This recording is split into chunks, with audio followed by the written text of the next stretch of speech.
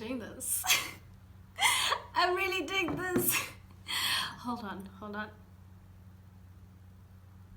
Hey guys, welcome back to my channel. My name is Bahle, for those who don't know me.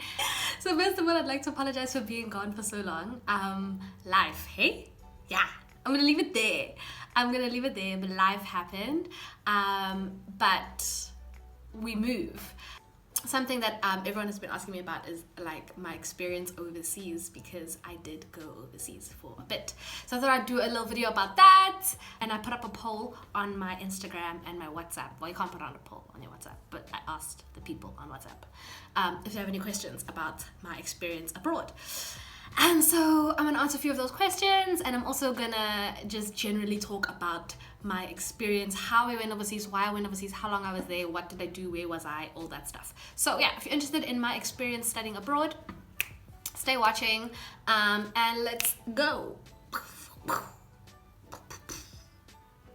So where does the story begin? In grade 10, third term started. I'm sitting with my friends Dozo and Sam in class. We're talking about how, there are no boys to date, We're tired of the dating scene in school. It's regular, same guys. Boring stuff. Next thing you know, a fine white brother walks in, and I'm like, Story goes that boy's name is Santiago. And he is an exchange student from Mexico. We've never had an exchange student. It's our first time having an exchange student. That company that brought Santiago to our school ended up recruiting at our school, saying, hey guys, we're looking for people who fit the certain criteria. The company is called AFS, American Field Service. So I signed up, and I went through the application process. The application process was very rigorous. So I did the whole application process, went to Johannesburg, did the interviews, went to Pietermaritzburg, did the interviews. They came here, did home interviews, all that stuff. I got selected. It was great. It was nice. It was So by the time I got selected, I was in grade 11. So the way the American school system works is that they begin in September, and that's when they start the school year. Our school year starts in January. So it was a bit topsy-turvy. So halfway through my grade 11 year, which was in 2014, halfway through my grade 11 year in 2014, I left South Africa and I traveled to the United States of America. 16-year-old me, little bright-eyed, bushy-tailed 16-year-old me left for the States. I remember when I got my house placement, so they sent me an email saying, you're going to Lansing, MI. I'm like, MI. I'm going to Mississippi. I was so excited. I was like, I'm going to Mississippi. Turns out, MI is Michigan. So after a bit of Google searching, I realized, I'm going to Michigan. Cool. What is a Michigan? Who is a Michigan? Where is a Michigan? So I Googled it. I'm like, Motown music, 8 Mile, where Detroit. So yeah, Detroit, where Eminem was born and raised. I'm like, I'm going to Eminem's hometown. Okay, cool. So it was grand, it was cool, it was nice. So we flew from OR Tambo International Airport in Johannesburg. We flew to Atlanta. Pit stopped in Atlanta, flew to DC. So I spent about a week in Washington, DC with other exchange students from all around the world. So there's about 500 of us in total. So I flew from Washington, DC to, what's that place? Detroit. And then I flew from Detroit to Lansing. I had gotten a phone call before I left for South Africa saying that obviously I have a host family. They gave me the host family's name, the details, all that stuff. I had a sister, which was exciting for me because if you know me, I don't have a sister. So I was like really excited to have a sister. And then they called me and they told me your family is on vacation currently. So when you land, you're going to be placed with a different family just for about a week while your family comes back from, I think they were on vacation in Africa. They were in Togo. So I landed with what they call a welcome family. So they were Hispanic. I landed at the airport, and there was one other guy with me. His name was Ahmed, and he was from Egypt. And so we landed together. We land there, we get there. His family's there waiting. There's a sign. They're excited. They see him. They hug him. They greet him. It's cool. It's all cute. They walk away. I got there and I stood, and there was no one there waiting for me. It was like it would not have been as sad if I didn't have like a comparison of like Ahmed's family. They're excited, like hugging, greeting him as if like it's their long lost child, and then I get there and there's no one there waiting for me. So my host family was late to pick me up, which was a bit sad. So I arrived. I didn't know they were late. I just arrived and I got my bags and I just sat and waited. So yeah. They picked me up, took me to their place. They were really nice, higher middle income family. I stayed with them for a week. It was really great. One funny thing that happened to me is I learned African time is not universal. Found that out because one day I was really bored and I was like, let me go. I told my host mom, I'm like, I'm gonna go to the store. So I was like, I'll be back in a few minutes. African time. So I went to the store, took my bicycle, went to the store, and I finished at the store and I decided, let me just like bicycle around, like let me just like explore this little town or whatever. And I explored. 2 hours later, I was like, okay, it's time to go home. I don't have a phone. I'm in America. Like my phone don't work, my service don't work. So I'm like, okay, it's 2 hours, been like 2.5 hours I've been out, let me go home now. As I'm like bicycling home, minding my own business, little African child, my host sister drives up to me and she's like, Smahle. Oh, they call me Sibs because I can say Smahle. Sibs. And I'm like, yes. And she's like, we've been looking for you everywhere. The police are out looking for you. I'm like, yeah, but now why are the police out looking for me? So anyway, apparently, if you say you're going to be back in a minute, you need to be back in like a minute and not like 2 hours. I didn't know. So yeah, there was a police search out looking for me because a little African child was out lost in America. I had to come home and apologize to the police. They put the manhunt out. Everything was great. But yeah. My host family picked me up. They were an African American family. So these are the people that I was supposed to stay with the whole year. They picked me up. It was great. I met them. I was excited. Guys, if you know me, I talk too much. I talk too much all the time. So I was who I was. Like I met them and I was really excited. I was like, hi, I'm Swahle. And I couldn't like stop talking. And then at some point, like even on the drive home, they looked at each other and they laughed and they're like, okay. So you're a chatterbox. And I'm like, yep, sorry. And they were like, no, that's great. They just wanted to know. So we went to Red Lobster, which is like a fancy restaurant. And we had lunch and then we drove home. They were wealthy. They were very wealthy. The mother was a dean at Michigan State University. So they were moneyed. Like they bought me an iPhone. Like they had planned a trip for spring break to Paris for us. They were like money. And it was great. Like it was nice for the first like week. The first weekend there, they took me to Ohio and we went to Cedar Point, which is known as like the world's best amusement park, but it's this really big like amusement park in Ohio. We rode all the roller coasters, we did all the fun things. I went to IHOP for the first time. IHOP has amazing pancakes, loved it.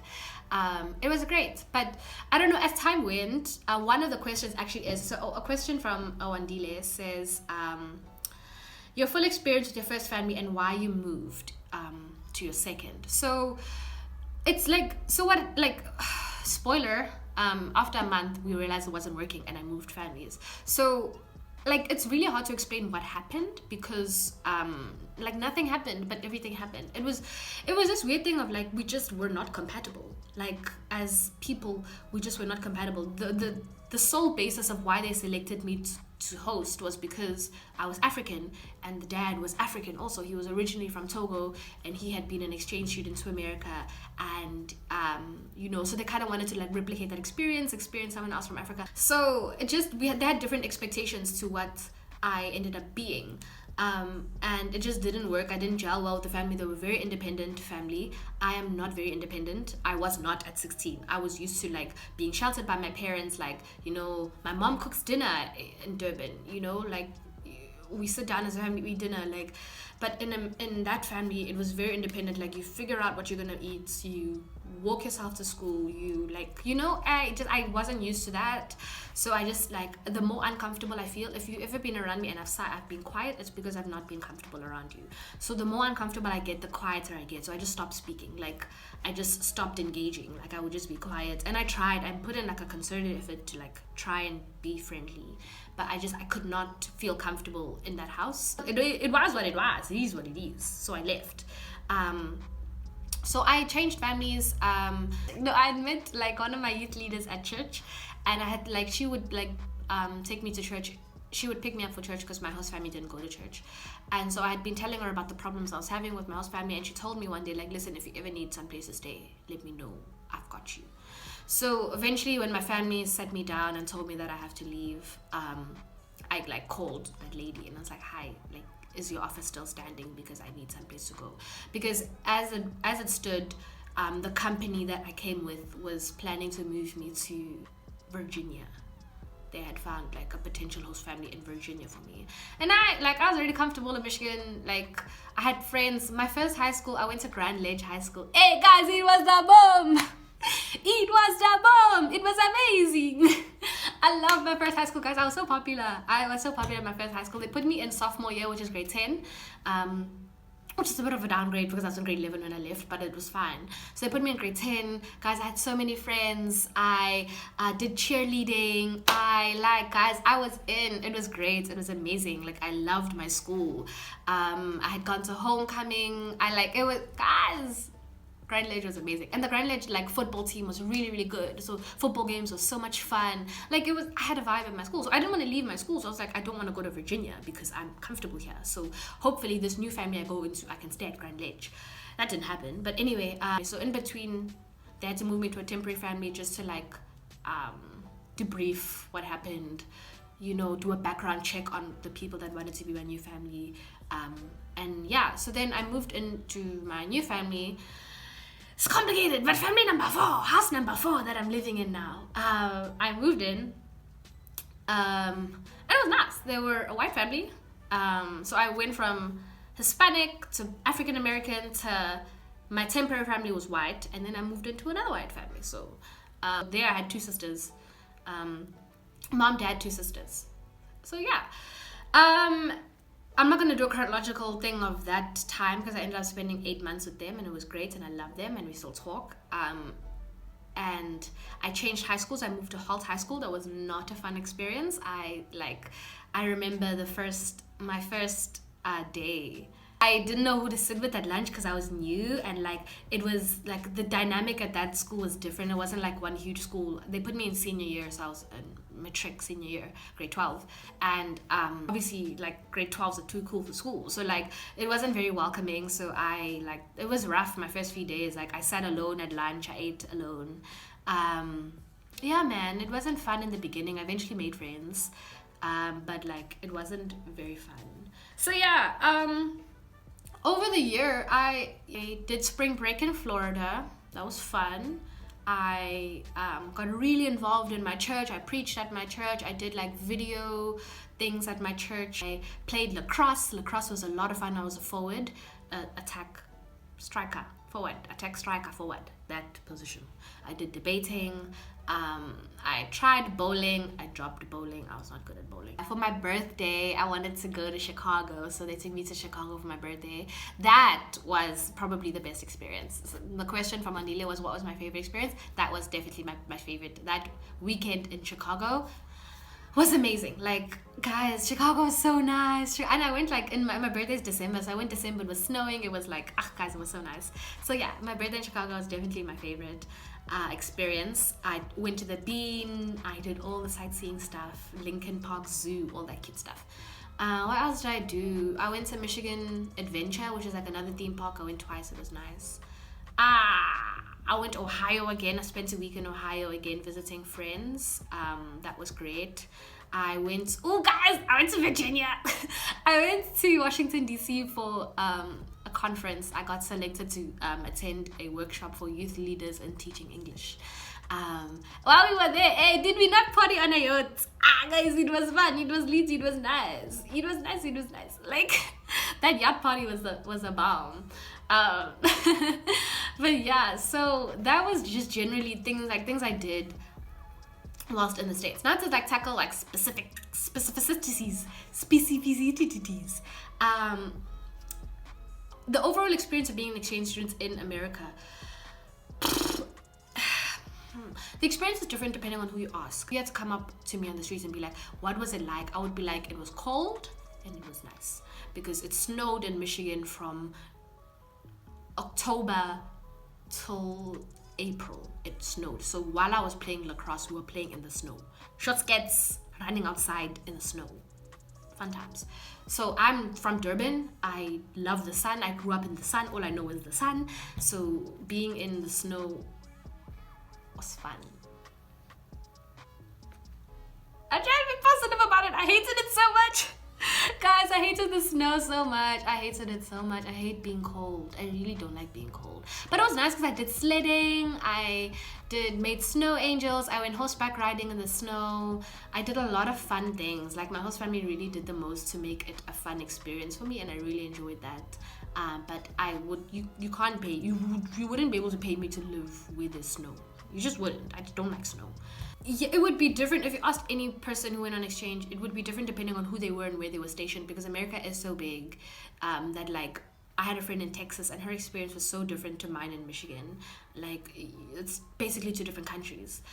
I had a friend in Hawaii.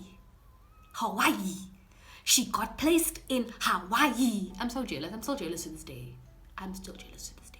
But anyway, like so Michigan is a very white state. It is very Christian. I was in a very Christian state, very Christian community, very white community, very Republican community. Give me a second.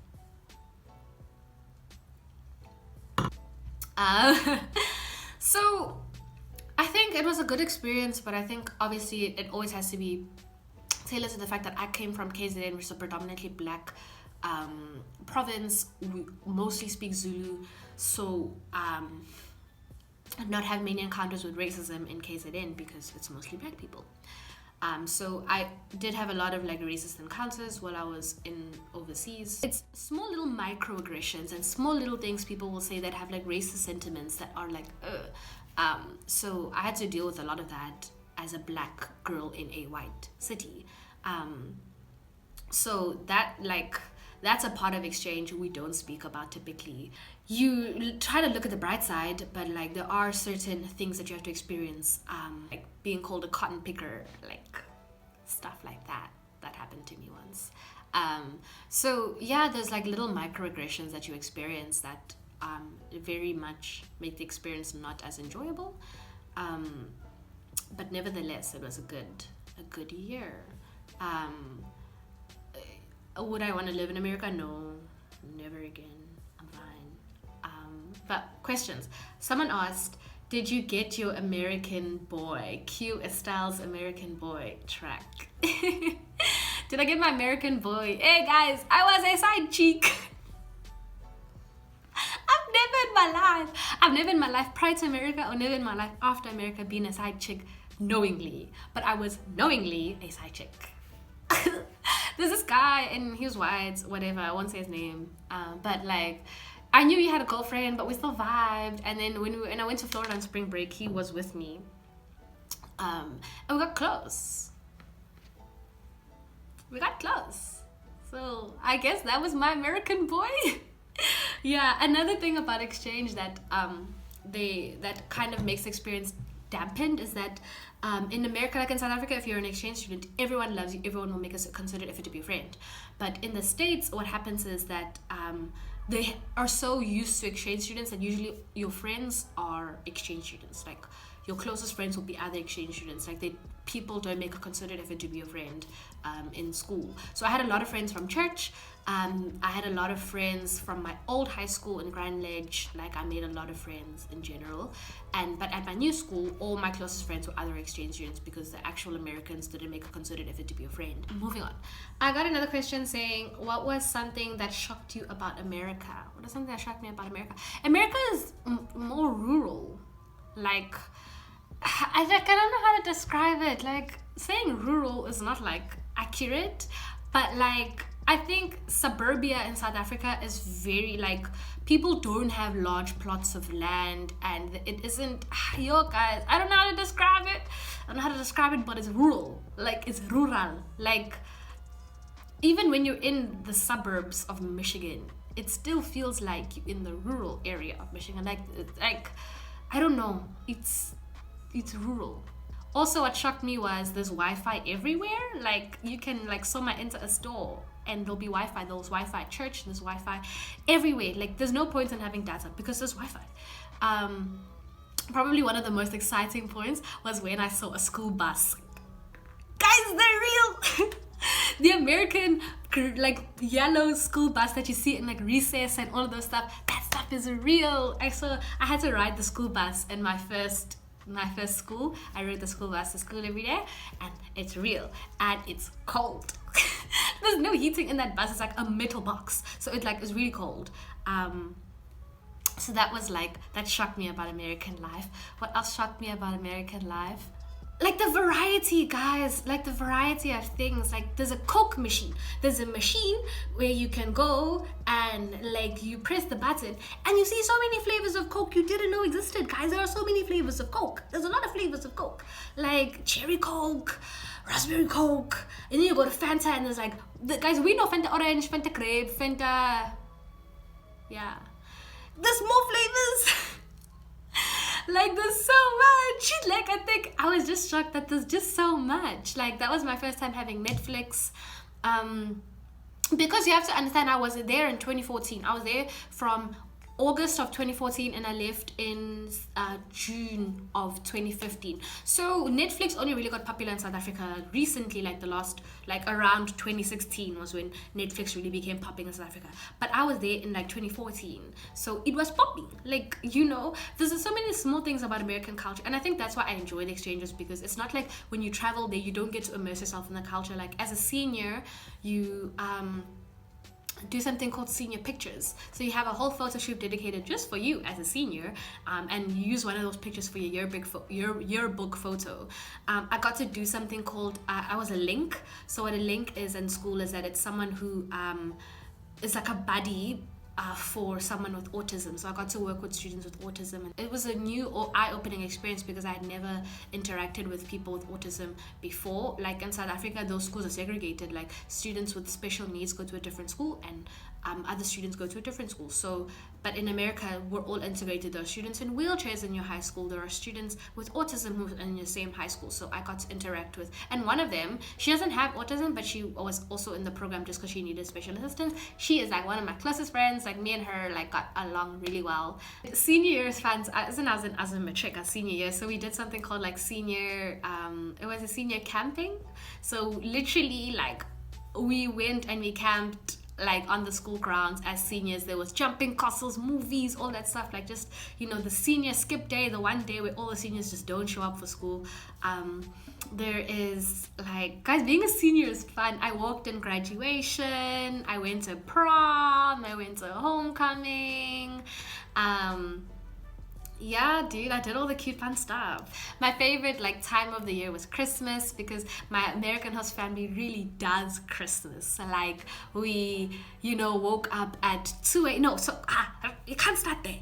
You have to start in the beginning of January. Every single day, my host mom would come and give us clues, and we'd run around the house trying to find a gift. Like it would be like a little gift every single day. Then there was this like thing where you open, and every day like it's like a calendar, and there's like a piece of chocolate every day leading up to Christmas. And then on Christmas Day, like at 2 a.m. you get woken up and you run downstairs and you sit around the fire. Everyone's wearing their matching pajamas, and you read the Christmas story, and then you open gifts. So everyone gets someone a gift. There's also like Christmas stockings. So by the Christmas tree there'll be stockings, and there's gifts in the stockings also. So there's gifts everywhere. There's a gift there, there's a gift there, there's a gift, there's a gift everywhere. So you exchange gifts.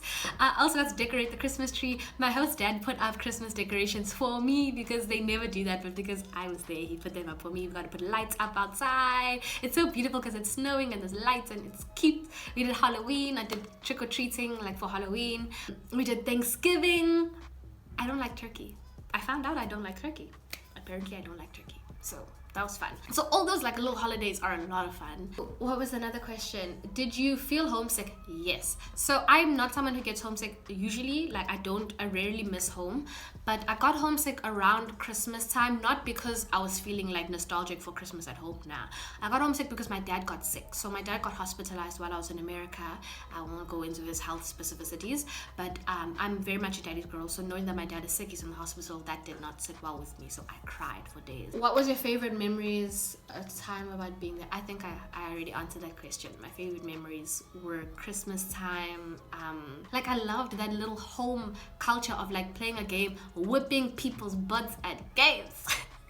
Like all of those tiny things, like stopping to get coffee before school. Starbucks. It was the first time I had Starbucks because there wasn't Starbucks in South Africa yet. Oh, a question I had was my favorite fast food. So the first fast food place I had when I went to America was Chipotle. That was the first place I went. I love Chipotle.